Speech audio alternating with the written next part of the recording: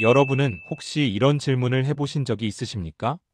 왜 중국은 지도상으로 보면 그렇게 넓은 나라임에도 불구하고 유독 북쪽의 몽골과 동쪽의 한반도, 그러니까 오늘날의 대한민국을 역사적으로 가장 경계하고 두려워했을까 하는 질문 말입니다. 사실 이 의문 하나만 풀어도 동아시아 2000년의 역사가 새로운 시각으로 보이기 시작합니다.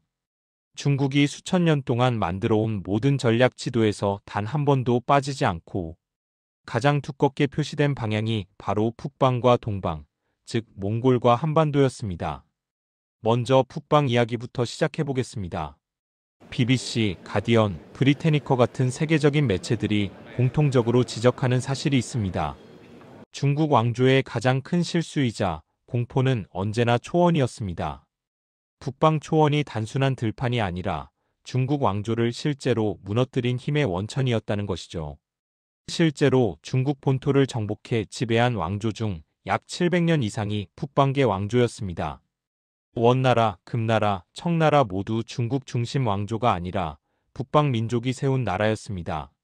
세계사에서 가장 빠르고 강력한 기동군을 운영한 곳도 초원이었습니다. 말 위에서 전투를 벌인 몽골 군대는 당시 중국 보병보다 평균 이동 속도가 5배가량 빨랐고 지형 제약이 거의 없었습니다. 중국 사서에서도 만리장성 건설과 유지에 들어간 노동력은 수백만 명으로 기록되어 있으며 그 규모는 중국이 북방을 얼마나 두려워했는지 가장 명확한 증거라고 외신들은 해석합니다.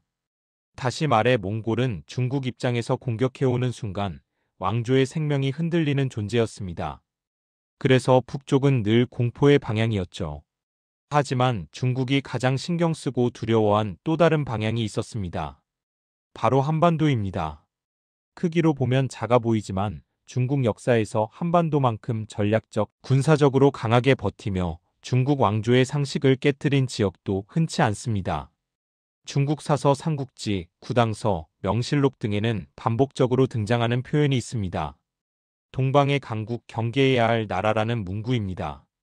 한반도 국가들이 중국의 뜻대로 움직이지 않았고 결정적인 순간마다 중국의 침공을 막아냈기 때문입니다. 고구려가 대표적 사례죠. 수나라가 동원한 병력은 중국 측 사서 기준 약 113만 명, 세계 역사상 단일 원정으로는 최대 규모였습니다.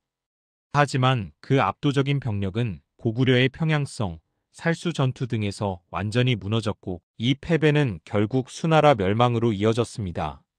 워싱턴 포스트와 BBC 히스터리는 이를 초대형 원정 실패 사건으로 기록하며 이 패배가 중국 내부 경제와 민심을 붕괴시켰다고 분석합니다. 당나라 역시 고구려를 상대로 여러 차례 전쟁을 벌였지만 결과적으로 고구려 정복은 이루지 못했고 국력만 크게 소모했습니다. 중국 입장에서 한반도는 작지만 절대 쉽게 무너뜨릴 수 없는 나라였던 것입니다. 그렇다면 현대는 어떨까요? 오늘날 중국은 군사경제지정학적으로 세계 최상위권 국가입니다. 그런데도 중국은 여전히 한반도를 가장 민감한 지역 중 하나로 취급합니다. 그 이유는 글로벌 언론과 여러 국방 분석기관에서 꾸준히 지적하는 세 가지 때문입니다. 첫째, 한반도는 중국 안보의 급소와 같은 위치에 있습니다. 베이징과의 직선거리는 약 900km. 한국 공군이 운용하는 고성능 레이더는 중국 동부 대부분을 감시할 수 있으며 한국 해군의 이지스함은 동북아 전략 균형 자체를 바꿀 수 있는 전력으로 평가받습니다. R&D 연구소나 이코노미스트 같은 기관들에서도 한반도는 중국에게 군사 전략적으로 가장 민감한 지점이라고 분석합니다. 둘째, 한국의 기술력입니다.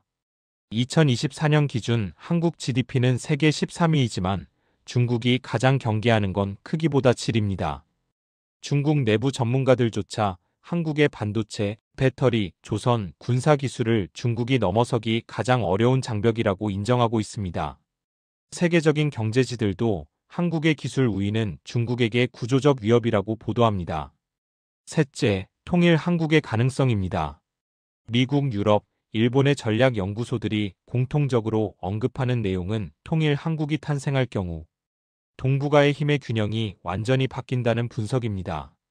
인구 약 7천만 규모의 경제력은 세계 67위권, 북측의 자원과 남측의 기술이 합쳐지고 군사력까지 더해질 경우 동북아에서 새로운 강대국이 등장하게 됩니다.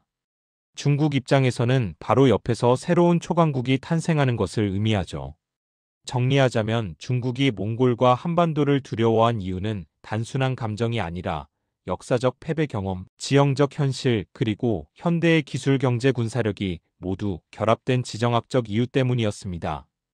결국 중국이 두려워하는 대상은 나라의 크기가 아니라 실제 힘을 가진 국가였던 것이죠. 그리고 한반도는 역사 속에서 또 현대에 들어서도 그 실력을 증명해왔습니다.